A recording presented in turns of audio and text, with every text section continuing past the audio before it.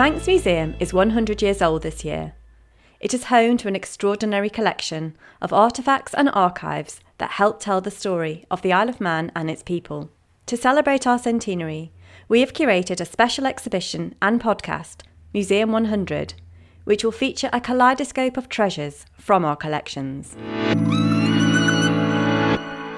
My name is Alison Fox and I'm Curator of Archaeology for Manx National Heritage. The Prehistoric Flint Collection and the Collectors.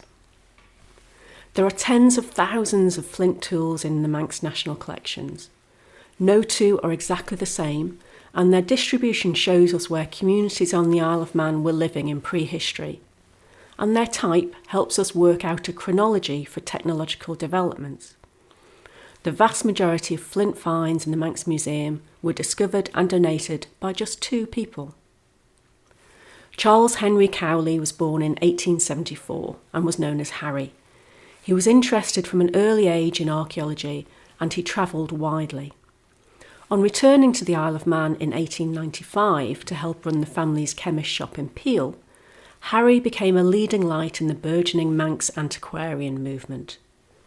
He and his contemporaries recognised that the prehistory of the island was no less significant than that of our geographical neighbours, but it was woefully underappreciated. His archaeological interests led him to become an authority on prehistoric flints, and after Harry's death in 1944, his son Ernest donated his collection of some 6,000 prehistoric artefacts to the Manx Museum.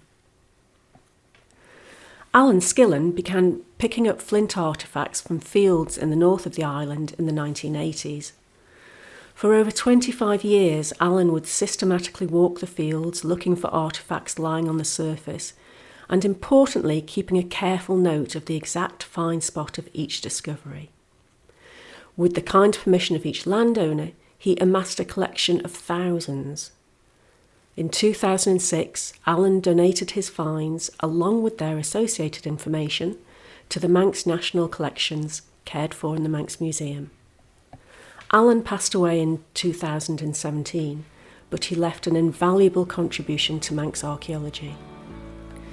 The enthusiasm, knowledge and generosity of finders and landowners continue to help our island's past be discovered and preserved for the future.